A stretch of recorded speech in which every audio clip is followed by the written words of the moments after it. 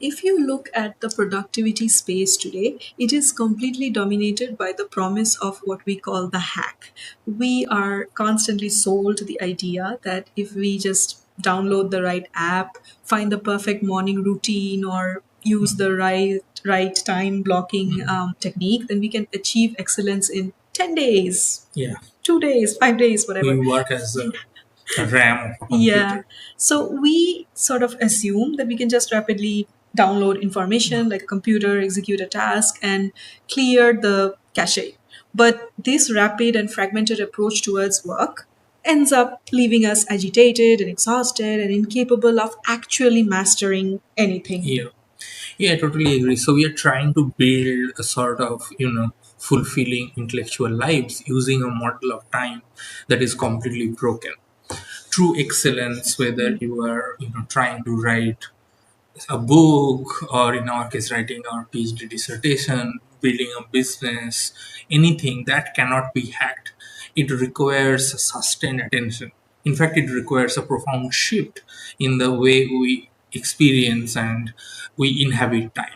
So, in this episode, we are drawing upon the insights of psychology. We're especially going to discuss the idea of flow, and we will ground that in psychology but philosophy as well, both Western and Eastern, especially the 20th century French philosopher Henri Bergson and the Yoga Sutras of Patanjali, the foundational text of yoga, written between 200 CE and 400 CE. So are we trying to provide a hack to flow? No, this is Ultimate not a hack to hack. This is a sort of a reorientation of a hack. So let's talk about what is flow.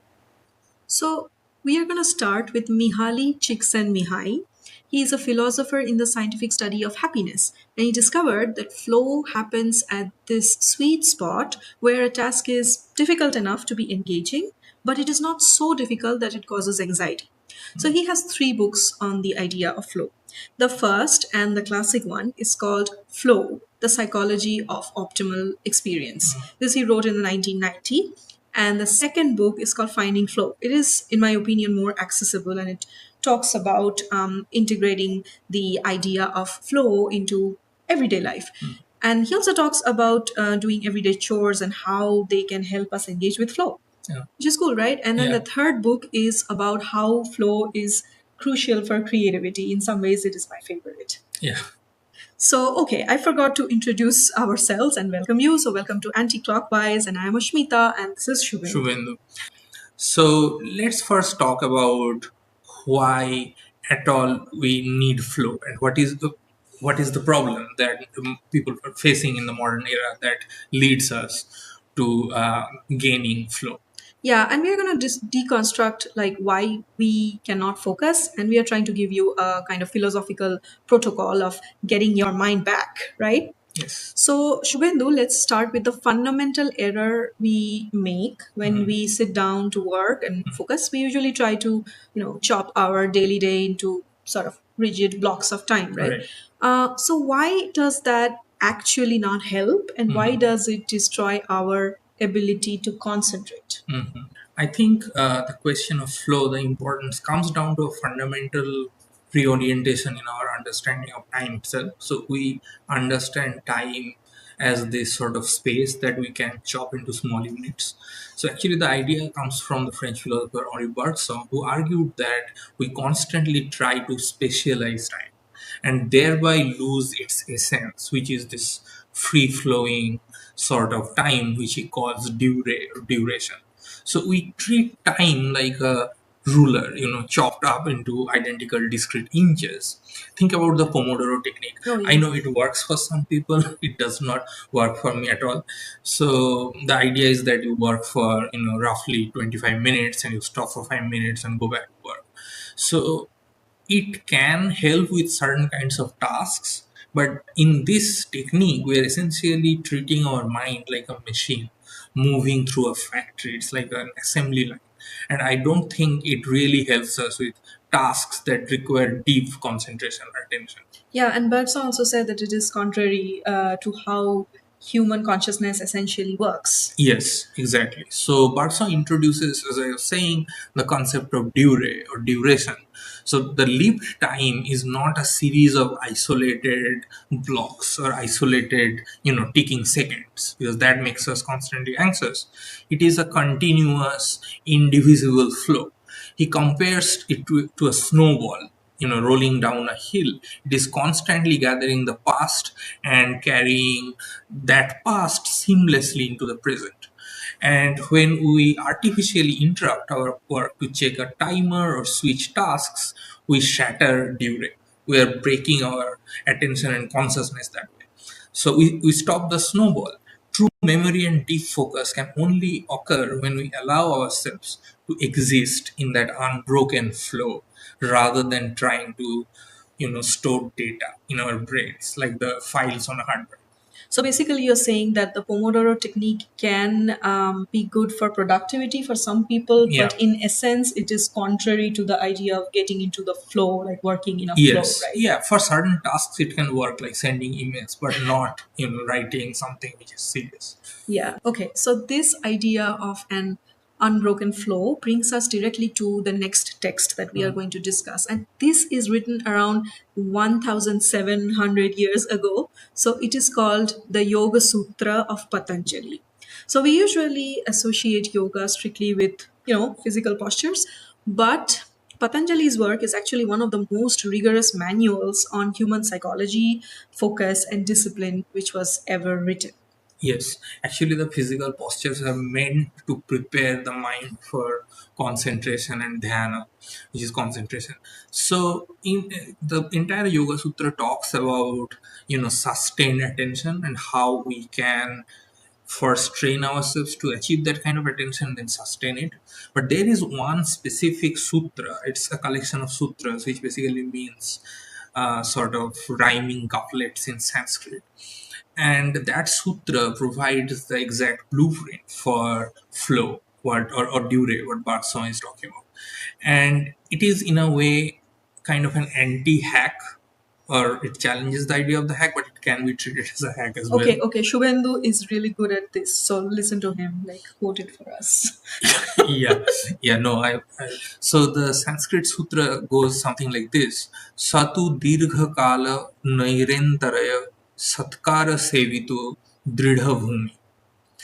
So it means that you will, for a long time, constantly focus, constantly create or sustain your attention, and you will have to be grounded in that, as if you are kind of putting yourself, embodying that attention and sitting grounded. Okay, break it down more for us. Yeah, it's a beautiful verse. So he basically, there are these three conditions which are really important for attention. So the first one is, in a way, very easy to understand. It means dridha bhumi, which basically means a sort of grounding technique. It means that while doing yoga, people, you are supposed to, like the padmas and some of the fundamental postures, they also put us on the ground.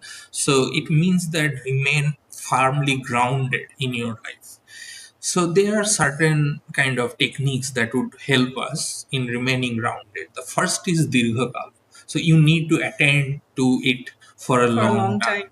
There is no overnight success. There is no, shortcut productivity hack. It will have to happen for a long time. It comes through practice. So it's anti-hack. It's anti-hack in a way, but it's also kind of a hack, maybe.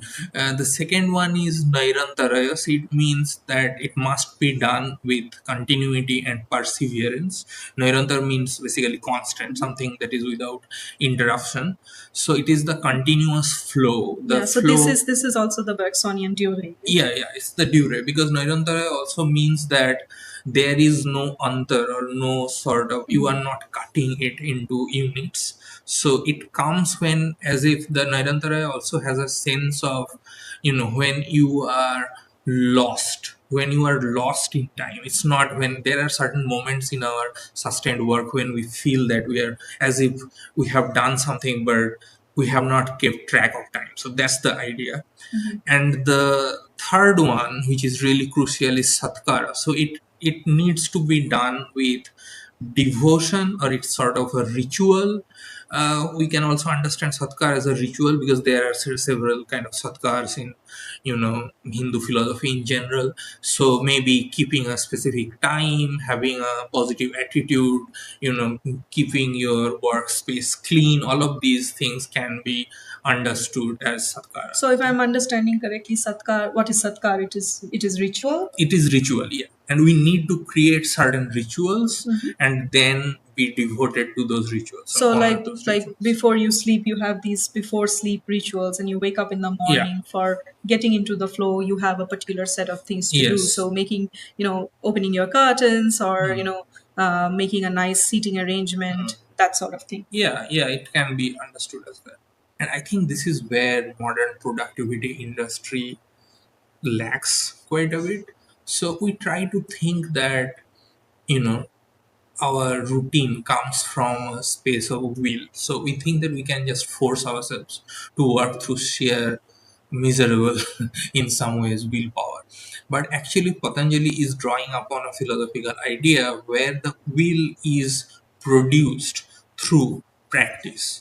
And so it's basically means that we need to respect the work and we'll have to create certain structures, and that would refine our will as well. So we cannot treat it as a sort of transactional thing or just I need to do this so I'll suffer and get it done. Not like that, but you have to honor your work and create discipline around it. That will refine it. I think this is of consequence because we generally tend to think of will as something we have or we do Yeah. not have, but not as something we need to cultivate. So Hmm. I think this is a distinctly different approach, Yeah. right? Yeah. Yeah. And I think it also sort of the idea maps perfectly into the modern psychological concept of flow, right? And that is elaborated by Mihaly Csikszentmihalyi, which is Csikszentmihalyi. I'm sorry for pronouncing it. It's just like a really long name, but yeah. So he, as I said, is one of the pioneers of scientific study of happiness. He found that the best moments in our lives are not when we are passively relaxing. You will probably not remember them when you are old. Like, okay, I relaxed on the bed for this much time. We Rather, need to relax, yeah, but we yeah. we need to relax to Yeah. make sure that good moments happen, Yeah. right? So yeah, these memorable things in our life occur when we voluntarily, intentionally stretch our minds to their limits, absolute limits, to accomplish something that we thought was difficult, but we manage to do it anyway, right? Yeah, we get into the flow, I Yeah. guess, if I'm understanding it correctly. And thanks for recommending Chicks and My Mihai's first book, which I read, which I have not read it before, so I just read before this episode. And he explicitly notes the ancient practices of yoga Oh, as one of his influences, and they are essentially planned flow activities. And right now we treat the postures, even the yoga postures, separately, but originally they used to be like, ideally you should do those in combination, so they also create a sort of sense of flow. And I think both flow and yoga, in its original sense, require a joyous and, in some sense, a self forgetful involvement. So you lose the count of time, you lose the kind of like, I need to do this after this. I mean, that's the building block of discipline of Satkara, but then you forget it, you get into the nairantaraya. So when you align, that sort of devoted, uninterrupted practice, then that brings us back to Bergson's uninterrupted idea of duration. That kind yeah, of, yeah. yeah. It always kind of bothered me that we tend to, think of yoga as something which is essentially, related to the care of the self. You think about yourself, put yourself first, and therefore you do yoga. But I think we need to go beyond that idea. That's the whole point. Yeah, Going beyond the self is what it is really about, yeah, right? yeah. Anyway, Go beyond the limited self. Yeah, yeah, yeah. yeah, right. So, how do we take this heavy philosophy and basically apply it to our, average Tuesday morning? So, how do we build a workable protocol that respects the mind? Yeah, that's a great question. So I think we really need to be skeptical, or even if we feel comfortable abandon the rigid time block. That definitely does not work for me. So we need to stop fracturing our duration. So if you are reading, researching, or writing, maybe do not set a rigid 25-minute alarm. Let's experiment with that a Many little of bit. my friends would be so mad at you for saying this because grad students, we swear by the Pomodoro for a lot of Yeah, things. yeah, it But works for certain things. As I said, I'm not completely saying that it's useless, but maybe we should also work in qualitative shifts rather than quantitative. yeah. So let's sit with the task until the internal momentum naturally kicks in Yeah, and yeah. naturally wins. Yeah, So no, I agree with you. We need to allow the internal moment to set in, and allow the the snowball to roll until it comes to a natural rest. Now, whether that takes 20 minutes or it takes 2 hours, sometimes it just works. yeah, we Yeah. need to find more of those continuous kind of flows. So the second idea I think is again nairantaraya. So embrace continuity. You need to you know be sort of continuous. I think whenever I write like some chapters and so on for my dissertation, I have always seen that I need to continuously working on it. If I'm multitasking on a lot of tasks, that really does not help me. So maybe some people are great multitaskers, but I think it's kind of goes against the our idea of consciousness. So doing something for 3 intense hours on Sunday and then ignoring it.